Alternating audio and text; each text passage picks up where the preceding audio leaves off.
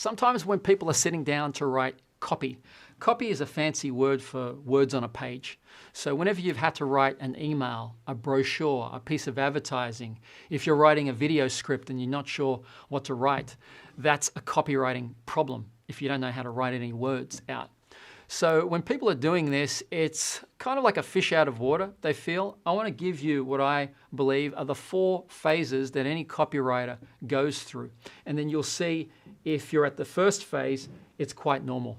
So I'm going to split this upside down triangle I'm drawing here into 4 even pieces. The first piece at the top when it comes to copywriting is confusion. So you're not sure where to start writing. You've got that dreaded blinking cursor and you're not sure where to begin. Confusion is a natural progression to it. What you want to do is move from confusion to the next step, which is creative. You want to brainstorm all the possible things that you could actually call something. I'm going to use an example.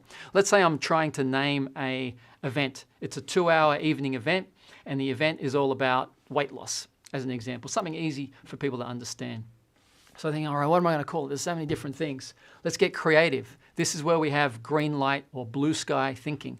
No idea is dumb. Let's just get it out there. What about something like how to get 6-pack abs? Or, okay, that's not the best. What about how to lose 5 kilos in 5 weeks? What about the power of a ketogenic diet? What about eat what you want and then lose weight? So I get all these ideas. I'm just being creative. It's this whole blue sky thinking idea.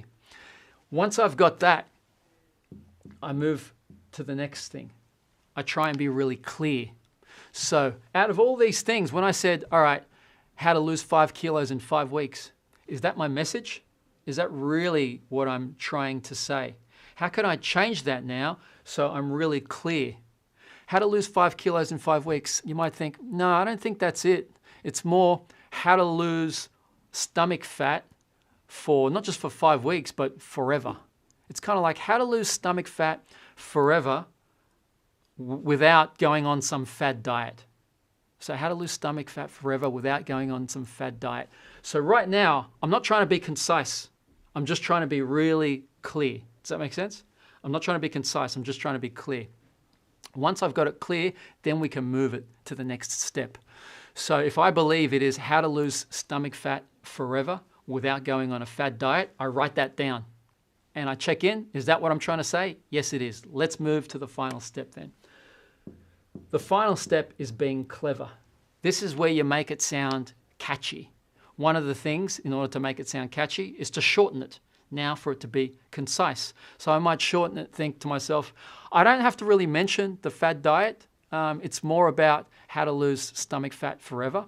So it could be like how to drop the flab. Maybe that's what people call it. How to drop the flab forever. Well, that sounds good because there's a bit of alliteration. Now I'm doing the clever thing and it's quite short. How to drop the flab forever. If I'm still hung up on this, I want to include the fad diet, I can bring that in. That's a good thing. It ended up starting with F as well, so I get a heaps of alliteration. It could be how to drop the flab forever and in brackets without crashing and burning on a fad diet. And that's the event name. So if I go through the stages again of what we do when we're trying to get our copywriting brain into action. This could be for a landing page, an email subject line, writing a body of an email. Step 1 is confusion. If you're at that stage right now, praise the Lord, so to speak, because most people go through it. It's not like I'm sitting here thinking of what am I going to name this email? And then out of a bolt out of the blue, I go straight to there. And it goes, how to drop the flab forever without crashing and burning on a fad diet. That doesn't happen. Like Thomas Edison said, the way you have one good idea is by having many ideas. Embrace the confusion. Number 2, get creative. Blue sky thinking, no idea is a dumb idea. 3, make it really clear. See if you're exactly on message. Get all the ideas you've got thinking, is it this, is it that? Am I on track, off track? And number 4, you can be clever by shortening it and then adding little niceties like alliteration or rhyming or whatever it happens to be. So that's the 4 phases of copywriting. If you've got any questions, just hit *2 on your hand.